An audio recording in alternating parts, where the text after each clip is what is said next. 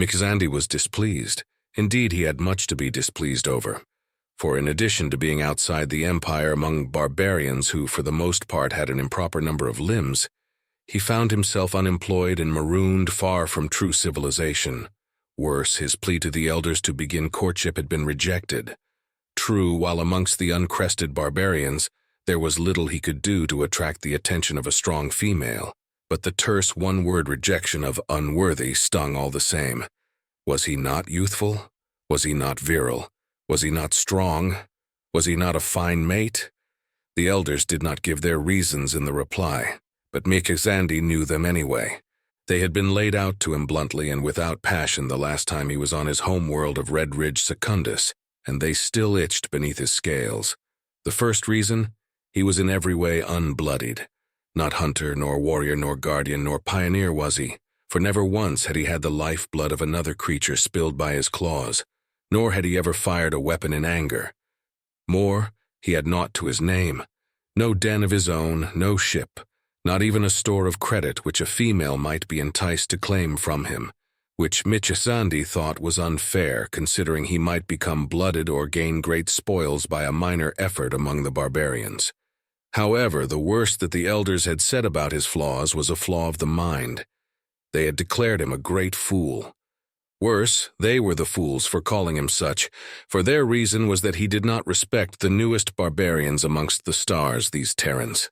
Mikzandi knew what great fools the elders were to not see these small, soft humans, and what they blithely insisted were not servant races for what they were. Prey animals. Why else would the doggos and big kitties accompany the humans in their ships, on their stations and on their planets? To defend them from predators, of course, and only prey needs such defense. Mikzandi had seen the official history of these races, and he could see what others could not, that they were lies crafted to cover the weakness of humans and the true purpose of their companion races. This was the reason that they had called him a great fool, for knowing and speaking the truth. All of this stormed in Mikzandi's mind as he spent the last 6 credits to his name on renting a heat rock so he could warm his blood and watch the barbarians bustle about on the station. A disgusting amount of them were warm bloods. It was always unnerving to watch the warm bloods just moving around carelessly expending heat, no matter how many of them he'd seen.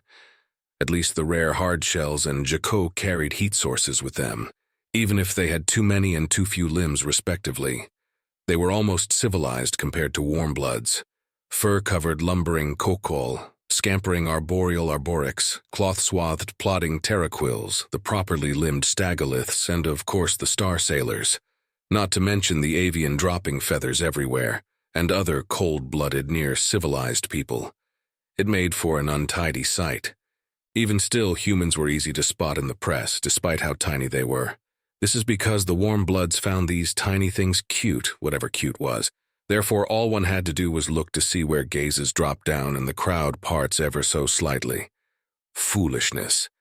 If a being was not strong or nimble enough to make its own way, it should not be made easy for them. It was as he watched the signs of a human wind its way through the station's atrium that Mikzandi conceived of an idea. He could prove his understanding of humans correct and become bloodied as a hunter in one fell swoop. His tail twitched and his 4 powerful legs tensed over the heat rock while he took the glass of complimentary water in hand. All he had to do was kill one, and that's what prey were for.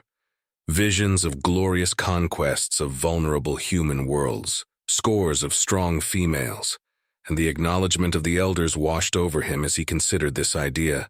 At the very least, he'd gain a mate when he succeeded. The fact that his own empire and both major factions of humans were allied in an ongoing war, in which humans made up the bulk of combat effective forces both naval and on the ground, never entered his mind once. Before he could do that, he found prey of a different sort, warm bloods obviously, since it would be improper to target one of the near-civilized with so many barbarians about, and of them one of the Kaukol. Large they may be, but cowardly was their nature. All Mikzandi had to do was stalk one traveling alone for a while, and it ran to the more secluded corridors where Mikzandi cornered it and relieved it of its bag. He left the barbarian with a collection of bruises for good measure before making his way to the docks to find a likely ship before station security could be alerted. It was as if the very universe strove to meet him his chance to prove himself, for he found passage a ship of the Star Sailors, and it was well known that humans often took up residence aboard their ships. For warm bloods, the Star Sailors were almost not barbaric. Their skin came in many shades of pleasant blue. They had 6 limbs, and they were always very polite. However, they did have hair on their heads, which was not like a crest at all. And they had 4 arms instead of having 4 legs, which was proper. Worse, in Michigzandi's opinion, they allowed humans and their servant races onto their ships as if they were themselves Star Sailors. Irrational. They would no doubt appreciate the truth about humans being revealed by his bold plan if he found prey aboard. If not, well, the ship was destined for a world settled by humans, a place called Even Better Texas. Michigzandi did not waste time wondering what a Texas was and why this one would be better, but instead considered what kind of human to target. On the one hand, if he took a human female, Michigzandi could count on females of his own kind being impressed and pleased. However, often male warmbloods were the larger and stronger of the race, which was of course unnatural, but the elders would respect the stronger kill. Then again, sometimes the most challenging prey is the young defended by a herd or pack, and this would show his cunning. Michigzandi couldn't come to a decision as he stowed his meager belongings in the passenger cabin, and instead put the problem off for later as he listened to the instructions on how to operate the heated nest. A bit soft for his taste, but comfortable enough. The juvenile Star Sailor females spoke in their own quiet, polite language, and it was translated to Drachi by his implants smoothly. The sleep nest cloth dressings shall be refreshed on the morrow as reckoned by asterisk ever we sail from friend to friend. We have sustenance according to Draconid requirements, but if you have preferences, please tell our cook. The decks above and below are off limits to passengers as they are private and hazardous respectively. Understood. Of course, the translation was imperfect, as such things always are. Likely, the juvenile had added many unnecessary sounds signifying irrelevant details. However, Michigzandi thought he understood, so he told her, "I have no questions." "Then guest right is yours." Michigzandi did not say anything to that, mainly because the phrase had no good translation, and as such were simply familiar sounds that carried little meaning to him. The cabin had a bathing pool chamber included, so he took his unsolved problems and unasked question with him to soak in hot water and considered sleeping as the ship translated to hyperspace. It was always good to sleep on a heat source when the opportunity arose. Hunting for humans could wait some hours at least. Then, when he decided to visit the dining hall, it seemed that the universe smiled on his plans once more, for there was a human there. It was probably a male. It was difficult for Michigzandi to tell one barbarian from another, let alone which was male or female, but more importantly, it was with a grouping of Star Sailor juveniles. Clearly, it only felt comfortable among the smaller and weaker members of its host race. Pathetic. Then and there, Michigzandi began honing his technique in stalking the human. His goal was to isolate it, as mammals tend to help one another when endangered for some reason. Probably some irrational biological impulse which impedes the barbarians from allowing the weak to be properly selected out of the population. He had stalked mammals, both sapient and animal, so the outline of the plan was already there. Simply lurk in the background and let it catch glimpses of him until its natural fear drove it to flee. Then, once it was frightened and running, simply choose an isolated spot to spring. Simple. There was no reason to begin immediately, as he could easily observe the human while swallowing pleasantly warmed strips of meat. The thing was pitifully unaware of its surroundings. It didn't even look up from the Star Sailor young once during the entire meal period, so Michigzandi was reasonably sure that his intent remained undetected. However, he thought he noticed the human's shoulders tighten and its center of balance shifted slightly. Good. He had discovered its unconscious fear response. Michigzandi began planning to allow the human to see him watching it as it went to either the above or below deck when he noticed that the young were calmly filing out of the dining hall, and his line of sight was broken by furniture and his fellow passengers. Then the human was missing. Michizandi watched the last of the star sailors leave to be sure the human was not hiding among them, and then left to sit on the heated nest to regain some lost heat. In the corridor, he felt a prickling run up his spine beneath his scales. An ancestral fear shot through his bones, and his tail lashed in an involuntary motion, wiping back and forth as he spun in place to scan the space above. Impossible. There was nothing aboard that ship to provoke such a strong response from him, almost as if a hostile female of his own kind was stalking him. He was the only of his race aboard, so that was right out. The barbarians were all too cowed to gaze at him with such hostility, and the near-civilized would have nothing to gain from hunting him. Michizandi concluded that he must be falling ill and hastened to his cabin and the waiting nest. Sergeant Major retired. Enrique Martinez had been having a great day. A quick stop to fill up some empty cabins and a shopping trip at what amounted to an orbital shopping mall had been an excellent chance to dote on the kiddos.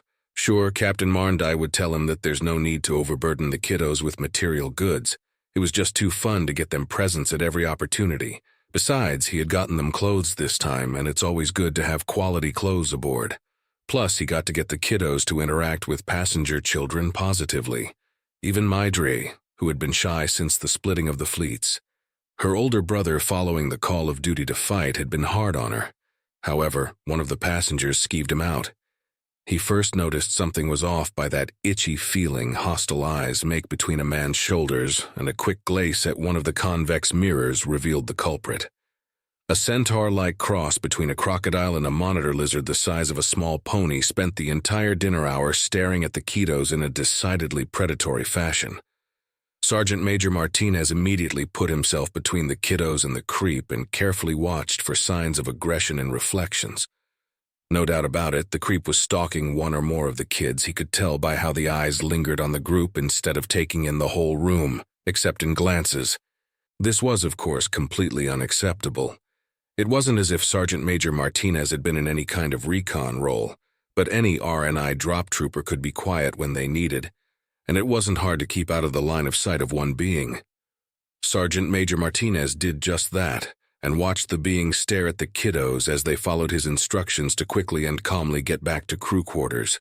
Pure burning fury bubbled up in Sergeant Major Martinez, and only training and experience kept it in line as his worst fears were confirmed. That creep was after the kiddos for some unsavory reason. Sergeant Major Martinez followed the big reptile into the corridors of the passenger quarters and kept his distance, and kept out of the being's sight. It wasn't hard to look like he was exactly where he was supposed to be to the other passengers. There was always something to check or inspect on old ships after all. However, once the large predatory reptile was completely alone, the urge to take advantage of his dense bones and muscles was so strong that it was almost a physical force that Sergeant Major Martinez had to resist. The creep must have sensed some hostility, because he flailed around in what looked a lot like a wild and violent panic as Sergeant Major Martinez drew back around the corner to watch him. He was sure that the red crest meant that the reptile was a male, went back into his cabin. Then Sergeant Major Martinez went directly to Captain Marndai to inform him that one of the passengers posed a potential threat to the kiddos. "Peace," the unreasonably tall and well-endowed four-armed lady said to him with a placating gesture. "A look is not a violation of guest right. I'm telling you, he wasn't just looking. He was stalking like a hunter. I believe you, but I am still host to that creature, and honor demands that I continue to act as such." Sergeant Major Martinez ground his teeth. "I know as much, but we can make sure that he doesn't get a shot at a kiddo in some isolated spot to do whatever he wants with one. Maybe he's just a bully, or maybe he's a deranged killer. But either way, there's no reason to let him have a chance. This is a good plan, and it is well with me. Are you certain that you do not wish to hold the office of Master-at-Arms, my friend?" "Retired means retired," he replied in the tones of an oft-repeated phrase. "But home is home." Captain Marndai took up the reply by rote.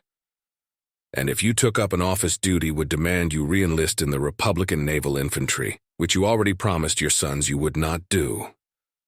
"Thank you, Marn. I keep the light lit so they can find their way home to us, just like you. I will tell Dran to do as you suggest." Meek Zandy was getting frustrated. Every time he poked his snout out of the cabin, he was watched by the hard eyes of the Star Sailor crew. Clearly, the cowardly human had run to the Star Sailors for safety. Typical prey behavior, safety in the herd. It would have made little difference except the human was so uncooperative as to not panic and flee to an isolated place no matter how blatantly he stalked it. No, it would boldly lean against a bulkhead, fold its arms and meet his gaze without even a trace of fear that Mikazandi could detect. Or it would be in the exercise chamber lifting weights while Mikazandi ran on a treadmill. A more attentive hunter might have noticed just how heavy the weights the small human moved with obvious ease were, but Mikazandi already knew it was weak and cowardly. Or it might appear behind Mikazandi when he was not expected, radiating hostility, atypical prey behavior. Mikazandi found this puzzling but not overly concerning, as every creature responds to threats differently. Perhaps this meant that utter stealth was needed to find a human alone. If their fear response was a show of force with numbers, isolating one with fear would be the wrong stalking method. Well, he would see how well their fear response protected humans without stronger barbarians around. This even better Texas was reportedly a frontier human colony, and as such would provide more opportunities to strike. That was no reason to stop trying now, though. Mikazandi was despondent and despaired of ever being allowed to court a female of any standing, for stealth, hostility, and outright provocation had failed to separate his prey from the herd. He was curled in the heated nest, wallowing in failure when there was a pounding at the door. He scrabbled and scrambled over the hard floor, muscles tense with the worry that some emergency could be underway. However, after days of frustration, now the universe finally turned toward Mikazandi's fortunes once more. The human was at his door, and even better, he was alone. Your guest right has been fulfilled. We are at Austin Station in orbit over Even Better, Texas. We ask you to take your leave. Now. Mikazandi seized the opportunity. He reared up on his hind legs to bring his claws on his forelegs and his arms to bear on the pitiful mammal, and felt a sudden blunt impact right in the center of his forehips. This was unexpected. What was even more unexpected was to find himself flung across the room by the blow and scrabbling to find his feet and fight through what felt like a broken forehip. Sergeant Major Martinez didn't expect to be attacked when he told the creep that it was time for him to go. But he had been trained to be ready for the unexpected. He had stepped into the rearing lizard and punched it. Hard. It was always fun to see Xenos from what they called standard gravity learn that humans were what they called heavy worlders. It was almost common knowledge, but there were still a few ignorant fools left, it seemed. Sergeant Major Martinez wasted no time in taking control of the situation. Mikazandi felt a crushing pain near the tip of his tail and knew that he had made several errors in his planning. The human was quite obviously far, far, far stronger than it had appeared. It was, despite Mikazandi's best efforts, dragging it back across the room by his tail like he was a misbehaving hatchling. Staunch atheist though he was, Mikazandi found himself desperately praying to every deity he'd ever heard of, and any others that just might happen to be around that nobody was recording what happened next. Sergeant Major Martinez knew what to do, maintain momentum. The same concept applied to initiative as to wriggling centaur monitor lizards. Therefore, so long as the beastie couldn't get enough leverage to turn around and bring those big snapping jaws to bear on his tender, unprotected flesh, he would be fine. It helped that the creep seemed to be more interested in panicked scrabbling than actually fighting.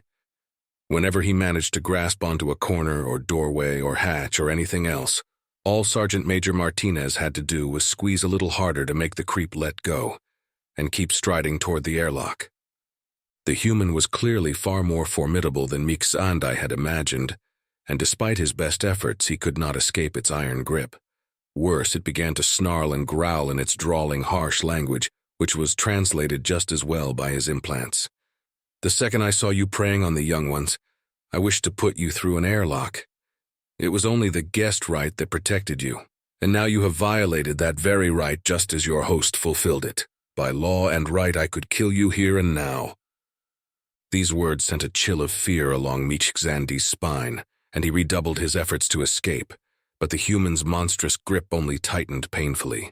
To his everlasting shame, a submissive keening escaped Mikazandi's throat as he was dragged across the threshold out of the asterisk. ever we sail from friend to friend. The difference in artificial gravity was noticeable, mainly because Mixandi found his own weight to be a crushing burden atop his lungs. He looked on in horror as the human strode past him back into the ship with terrifying ease.